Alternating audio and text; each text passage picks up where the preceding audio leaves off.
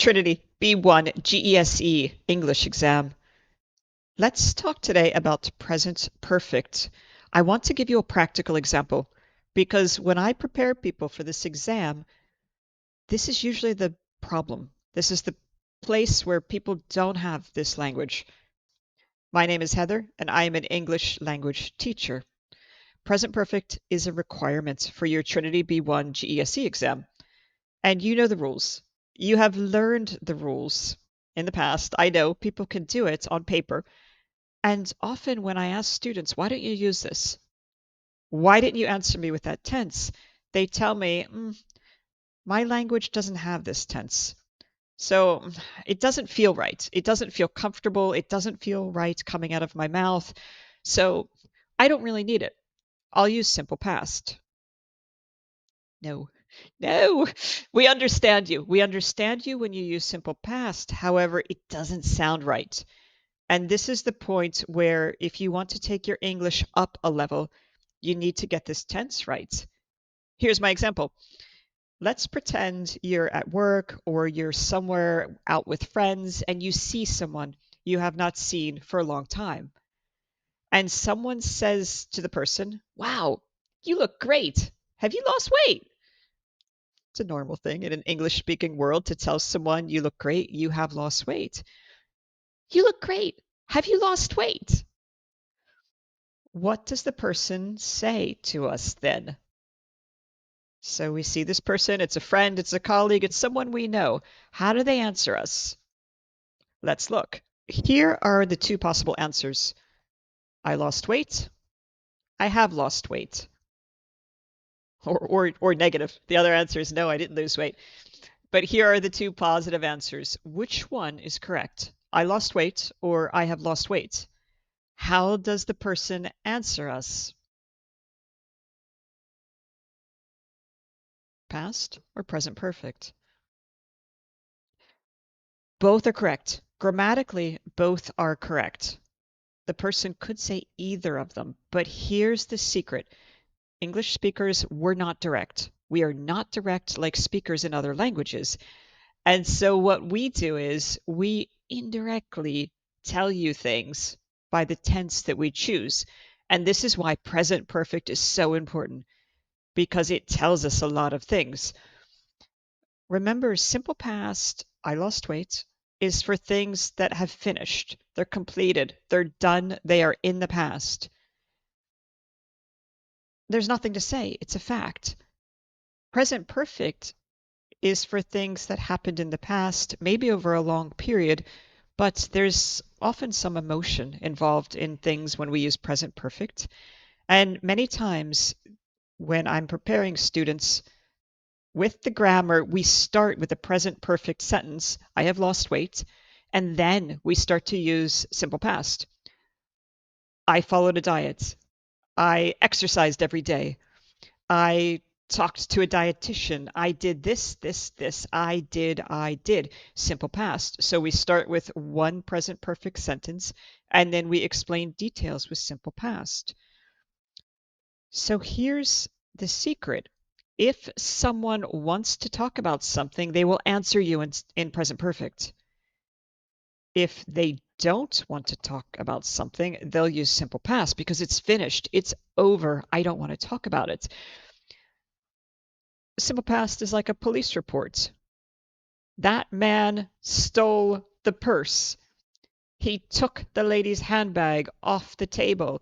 He ran away. He had brown eyes. He had brown hair. It's just facts in the past. There's nothing more to say. Versus present perfect, we have more to say. And what happens on the exam is the examiner asks you a question in present perfect. This is an exam, so they want you to speak. And exams, we usually talk about positive things, holidays, work, travel, whatever, but they're going to be about positive things. So when an examiner asks you a question in present perfect, how long have you studied English? Have you ever cycled across the country? Have you ever taken a long distance train ride? Have you ever taken a long distance bus? When we ask a question like that, our English ears expect a present perfect answer. because we expect you to talk about it. So your first sentence is present perfect and then simple past for the details. So when a student answers that kind of question in simple past, I took a long distance bus, I took a long distance train, my English ears expect that to be the end of the sentence, the end of the paragraph, because it's in the past. They don't want to tell me about it anymore. I took a long distance bus, period. And then they keep talking about their trip because it's an exam, but it doesn't sound right. When you start with simple past and then you continue to go simple past, simple past, simple past, it just doesn't sound right. It sounds right if you do present perfect and then simple past, simple past. Here's another example. As you know, I lived in Germany for many years. And often when I see people, my old classmates, I have not seen them in 20 years or longer, and they say, "Wow, you lived in Germany." Yeah, I lived in Germany. I lived in Germany 5 years. And they say, "Ah, did you study German? Have you learned German? Have you learned German?" I normally answer in present perfect. Yes, I have learned German. I went to class. I went to work all day, then I went to class. I studied. I had a German native teacher. I spoke only German. I'm going to use a lot of simple past sentences after I told you I have learned German. And we'll often have emotion in there. I have learned German. Oh, it was so hard. Or, oh, it's so great. It's going to be something positive or negative with emotion. If I answer in simple past, it means I don't want to talk about it. Either it was a terrible experience and I don't want to talk about it, or it's just nothing exciting. It's not interesting. I don't want to talk about it. For example, my classmate, he joined the army and the military sent him to Germany when I was in Germany. And if you ask my classmate, you lived in Germany, did you learn German? My classmate will say, yeah, I learned German.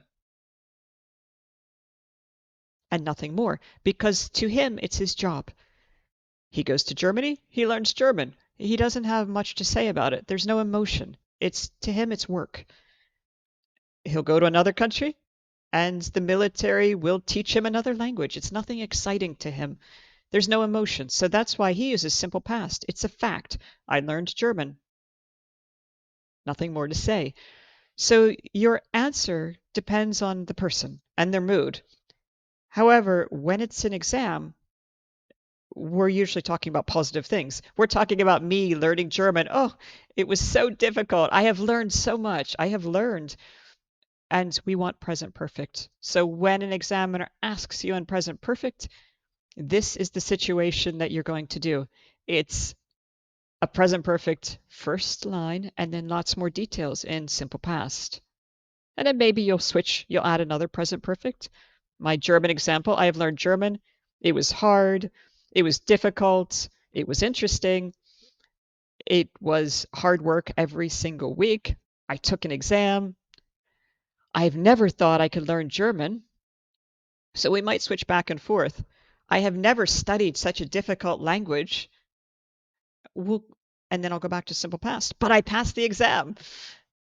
So this is how we use it, and this is why it's on this exam, because it is a practical skill that you should be able to do. So this was my present perfect example for you today as to why we use it, why you need it for the exam.